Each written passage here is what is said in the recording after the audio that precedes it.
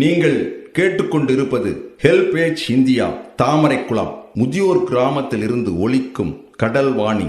இந்த நிகழ்ச்சி மூத்த குடிமக்கள் தயாரித்து வழங்கும் அனுபவம். மேலும் ஹெல்பேஜ் இந்தியா கடலூர் ப்ராஜெக்ட் தலைவர் திரு வேணுகோபால் ராமலிங்கம், ஹெல்பேஜ் இந்தியா கடலூர் இயக்குனர் டாக்டர் திரு சத்யபாபு மற்றும் கடல்வாணி ரேடியோ டெக்னிக்கல் பர்சன் திரு மனோஜ்குமார்.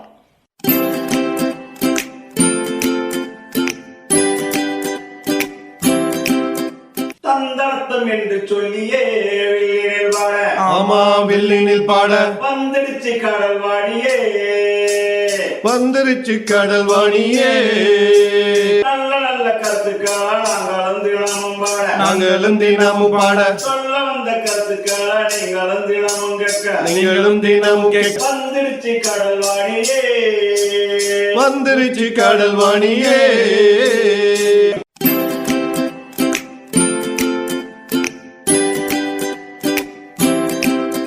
வணக்கம். பாண்டிச்சேரியிலேருந்து திருமதி சந்திரா பேசுகிறேன்.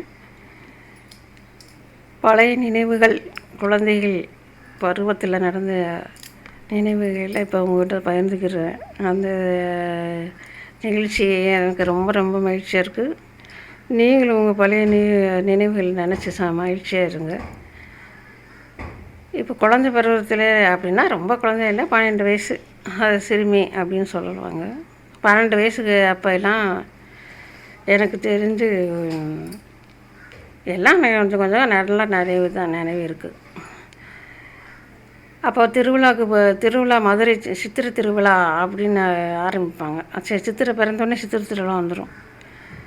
அப்போ நாங்கள் திருவிழாவுக்கு ஒரு வாரத்துக்கு முன்னாடியே தயாராகிடுவோம். ஏன்னா எங்கள் அப்பா கூட பிறந்த அண்ணன், எங்கள் பெரியப்பா, அவங்க பசங்க, அவங்க எல்லாருமே அண்ணா நாங்கள் எல்லாம் சேர்ந்து மதுரையில் சித்திரை திருவிழாப்போ அன்னதானம் போடுவாங்க.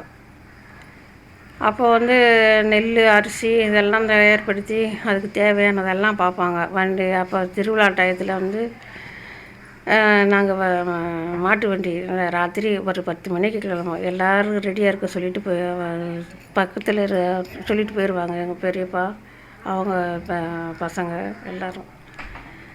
அப்போ மதுரையிலையும் தெரிஞ்சவங்க இருக்காங்க. அப்போ நாங்கள் என்ன செய்வோம், முதல் நாளே எல்லாம் அரிசி, பருப்பு, காய்கறிங்க இது எல்லாமே வாங்கி வச்சுருவாங்க. தேவையான பொருட்கள்லாம் வாங்கி வண்டியில் கட்டி வச்சுருவோம். மாட்டு வண்டியில் 2 வண்டி கட்டுவாங்க. ஒரு வண்டியில் பொருட்கள் இருக்கும், ஒரு வண்டியில் ஆட்கள்லாம் வச்சுக்கிடுவாங்க. அப்போ நாங்கள் எல்லாம் எங்கள் அக்கா, எங்கள் சின்ன பிள்ளைங்களாம் இருங்க, தம்பிங்கெல்லாம் அவங்க ரொம்ப ஒரு சின்ன பிள்ளைங்களாக இருப்பாங்க. அதனால் அவங்கெல்லாம் அடுத்த நாள் வருவாங்க. நாங்கள் கொஞ்சம் பெரிய பிள்ளைங்கனால ராத்திரியே எல்லோரும் எடுத்துக்கிட்டு வண்டியில் கிளம்பிடுவோம். அவங்க பெரியப்பா, பெரியம்மா, அவங்களுடைய பசங்க, இப்போ அண்ணன், அண்ணி அவங்கெல்லாம் அவங்களோட வருவாங்க. அவங்க எல்லாம் சேர்ந்து வண்டியில் உட்காந்து அங்கே போயிடுவோம், மதுரைக்கு போயிடுவோம். முதல் நாள் போய் அங்கே ஒருத்தவங்க அவங்களுக்கு தெரிஞ்சவங்க இருக்காங்க, அவங்க வீட்டில் எங்களுக்கு தங்குறதுக்கு ஏற்பாடு பண்ணியிருப்பாங்க. அது முன்னாடி இருக்கிற இடத்துல அந்த அன்னதானம் போடுறதுக்காக எல்லாம் அந்த இடமெல்லாம் இருக்கும். சமயக்காரங்கெல்லாம் சொல்லி வச்சுருப்பாங்கல்ல, அவங்கெல்லாம் வந்துடுவாங்க.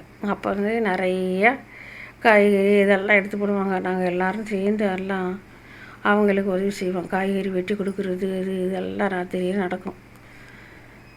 காலையில் திருவிழா பார்க்கணும்ல, அதுக்காக எல்லாம் பண்ணி முடிச்சுட்டு எல்லாம் தூங்கவே மாட்டாங்க. தூங்குறதுக்கு இருந்தாலும் வேலை இருக்கிறனால எல்லாம் பார்த்துட்டு அப்புறமே அடுத்த நாள் அன்னதானம் கொடுத்துட்டு அன்னைக்கு பூப்பல்லாக்கு நிகழ்ச்சி, சாமியெல்லாம் பார்த்துட்டு பூப்பல்லாக்கு நிகழ்ச்சியெல்லாம் இருக்கும். அப்போ பொருட்காட்சி அப்படின்லாம் மதுரையில் போடுவாங்க. இந்த ரங்கராட்டினம், சுற்றுறது, அந்த மாதிரி எல்லாம் இருக்குமா நிறையா. பெரிய பெரிய தான் பொருட்காட்சிக்குன்னு ஒரு அப்பளம் தயாரிப்பாங்க. அந்த அப்பளம் மற்ற பொருள்கள்லாம் நிறையா இருக்கும். சுற்றி பார்த்துட்டு எல்லாத்தையும் கூட்டிகிட்டு போவாங்க. போய் ராத்திரி ஃபுல்லாக பூரா சுற்றி பார்த்துட்டு அங்கே தேவையான அந்த இதெல்லாம் வாங்கி சாப்பிட்டு, அந்த அப்பளம் வாங்கி சாப்பிட்டுட்டு பொருட்காட்சிக்கு போனோம்னா அந்த அப்பளம் தான் முதல்ல கையில் இருக்குது. அவங்களுக்கு பெரிய பெரிய அப்பளமாக இப்போயும் அதுதான் இருக்குன்னு நினைக்கிறேன். அங்கே போனால் அது வாங்கி தருவாங்க. எல்லாம் சுற்றி பார்த்துட்டு வரும்போது பெரிய அந்த ராட்டினம் இருக்கும், மேலே போயிட்டு சுற்றி வர்றதை பார்த்தா எனக்கு அப்போ வந்து ஒரு இடக்கு தைரியமாக சரி போகலாம், எல்லோரும் சுற்றுறாங்களே நம்மளும் பார்ப்போம். ஆனால் அது கொஞ்சம் பயந்தேன் இது எனக்கு. அப்போ வந்து ஏறி தான் பார்ப்போமே அப்படின்னு சொல்லிட்டு எங்கள் அக்கா அப்புறம் அக்கா பிள்ளை எங்கள் பெரியப்பா பசங்க அவங்க எல்லாம் எல்லோரும் உட்காந்துட்டாங்க அவங்க மேலே. நானும் போய் உட்காந்து வச்சு சரின்னு சொல்லிட்டு அவங்கெல்லாம் பயப்படாமல் தான் இருக்காங்க. அப்படியே 2-3 தடவை மேலே போயிட்டு கீழே வந்தோடனே பயங்கரமாக கற்று என்னை இறக்கி விடுங்க இறக்கி விடுங்க இறக்கி விடுங்க, நான் உட்கார முடியாது அப்படின்ட்டு ஒரே கற்றுனேன். எவனும் கேட்கல. அவன் சுற்றி முடிச்சுட்டு அவன் நேரம் இருக்கும்போது தான் நான் இறக்கி விடுவேங்க.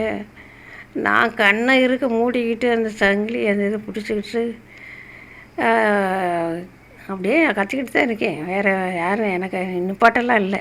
அப்புறமேலுக்கு அதை ஒரு வழியாக சுற்றி இறங்கி வந்து அப்படியே உட்காந்து அந்த நிகழ்ச்சி அந்த திருவிழாவுக்கு போகிறோம். எனக்கு திருவிழானால இப்போயும் அந்த இதுதான் வரும் நினைவு.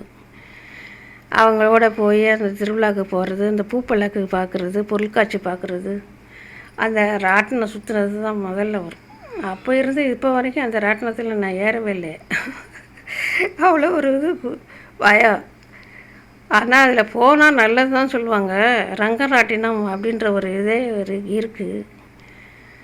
அந்த தெரியல எனக்கு அதுக்கு அந்த மாதிரி ஒரு இது இருக்குது. அப்போ என்ன சொல்லுவாங்க, அந்த ரங்கராட்டினம் அப்படின்னு சுற்றி வரும்போது நம்ம இப்போ தெரியுது எனக்கு, அப்போ தெரியலை. தெரிஞ்சுக்கிறதுக்கு சொல்கிறதுக்கு ஆள் இல்லை. இப்போ கொஞ்சம் கொஞ்சமாக இப்போ இந்த மாதிரி என்ன நிகழ்ச்சி நம்ம பார்க்குறோம் தெரிஞ்சுக்கிறோம் அப்படின்ற மாதிரி ரங்கநாட்ட நிகழ்ச்சின்னு ஒன்று இருக்கும். அது வந்து என்னென்னா, நம்ம இங்கிருந்து கீழே சுற்றி போகும்போது அந்த மேலே உச்சிக்கு போகும்போது ஒரு மாதிரி கூச்சமாக வயிறெல்லாம் அடி வயிறு குளிரும்போது அந்த நேரத்தில் நம்ம என்ன வேண்டிக்கிறோம் நினைக்கிறோம், நம்மளுடைய மனம் எப்படி இருக்குது, அந்த மாதிரி ஒரு நிகழ்ச்சி அந்த நேரத்தில் ஒரு நிகழ்ச்சி ஏதாவது நடக்கணும் அப்படின்னு நம்ம நினச்சா நடக்கும் அப்படின்னு சொல்கிறாங்க. இப்போ தான் தெரியுது நம்மளுக்கு அதை பற்றி இது. ஆக அந்த ரங்கநாட்டினம் அப்படி போகிறது நல்லது தான். எனக்கு பயத்தில் தான் அதை விட்டுட்டேன் தெரியாமல். இப்போ போய் உட்கார்றதுக்கும் முடியலை, வயசாச்சுல்ல. அப்போ எல்லாம் தெரியாமல் விட்டேன். இப்போ தெரிஞ்சு செய்ய முடியல, அது ரொம்ப வருத்தம். இனிமேல் யாராவது தெரிஞ்சுக்கிட்டீங்க அப்படின்னா அந்த நிகழ்ச்சி ரங்கநாட்டினம் ஏற போயிட்டு வர்ற அந்த நிகழ்ச்சி அந்த ரங்கநாட்டினத்துக்கு போய் இன்றைக்கி அப்படி இது பண்ணணும் விளையாடணும் அப்படி நினச்சிங்கன்னா நீங்கள் அந்த மாதிரி முயற்சி பண்ணி பாருங்கள். மேலே போகும்போது அந்த உச்சிக்கு போயிட்டு அந்த ஒரு செகண்டில் அந்த ஒரு ஏதாவது ஆள் மனத்தில் நல்லா அந்த ஒரு வேண்டிய விரும்பிய நிகழ்ச்சியை நினச்சிக்கோங்க, அது நடக்கும் அப்படின்னு சொல்லியிருக்காங்க. நீங்கள் அதை முயற்சி பண்ணுங்கள், நினச்சிங்கன்னா நடக்கும். அது உங்களுக்கு மகிழ்ச்சியை கொடுக்கும். உங்களுக்கு தெரிஞ்சவங்க அந்த மாதிரி இருந்தாலும் இந்த மாதிரி இடத்துக்கு போகும்போது அந்த இது வந்தால் நீங்களும் அது மாதிரி செய்ய சொல்லுங்கள். இப்போ உங்களுக்கு தெரிஞ்சவங்க யாராக இருந்தாலும் செய்ய சொல்லுங்கள், நீங்களும் அதை செய்யுங்க. இனிமேல் இன்னும் எனக்கு தெரிஞ்சதை தான் சொல்லியிருக்கேன். எனக்கு இப்படி தெரியல, சொல்லறதுக்கு ஆள் இல்லை. அப்போது தெரியல, ஏன்னா அவங்களுக்கும் தெரிஞ்சிருக்கா என்னன்னு தெரியாதுல்ல. இப்போ நம்ம பார்த்ததுனால கேட்டுக்கிட்டதுனால தெரிஞ்சுக்கிட்டோம். அப்போ மற்றவங்களுக்கும் தெரிஞ்சிருக்க வாய்ப்பு இருந்திருக்கு. அது இப்படி ஒரு இது இருக்குமானே தெரியாதுல்ல. இப்போ எனக்கு தெரிஞ்சது அதை போய் நம்மளுக்கு சுற்ற முடியலை. எப்போயாச்சும் நீ ஒரு வாய்ப்பு கிடச்சா நான் இப்போ அதை சுற்றணும்னு நினச்சிருக்கேன் பயப்படாமல். நீங்களும் அது மாதிரி செய்யுங்க ஒரு நாளைக்குனாச்சும். வயசை பொறுத்து தான் சொல்கிறேன், தெரிஞ்சதை சொல்லிட்டேன்ல, அதனால் எனக்கு சொல்லணும்னு நினச்சிக்கிட்டே இருந்தேன், சொல்லிட்டேன். இதுவும் உங்களுக்கு பழைய நிகழ்ச்சிக்கு இன்னி வரைக்கும் போயிருப்பீங்க. நீங்கள் திருவிழா நிகழ்ச்சி, அப்புறம் பண்டிகை நிகழ்ச்சி, இன்னும் பலசுக்கு போயிருக்கோம். அதை நீங்களும் அதை நினச்சி உங்கள் பிள்ளைகிட்ட சொல்லி ரொம்ப மகிழ்ச்சியாக இருங்க. நன்றி, வணக்கம். எல்லோரும் நல்லா இருக்கணும். வாழ்க வளமுடன்.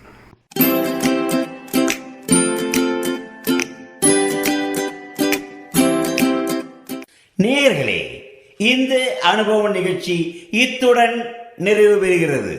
உங்களிடம் இருந்து விடைபெறுவதற்கு முன் மூத்த குடிமக்களின், அதாவது சீனியர் சிட்டிசனின் உதவிக்கான டோல் ஃப்ரீ ஹெல்ப்லைன் எண்ணை உங்களுக்கு ஞாபகப்படுத்துகின்றேன். 145667. இந்த டோல் ஃப்ரீ எண் காலை 8 மணியிலிருந்து இரவு 8 மணி வரை செயல்படும். மீண்டும் அடுத்த அனுபவ நிகழ்ச்சியில் சந்திப்போம். நன்றி, வணக்கம்.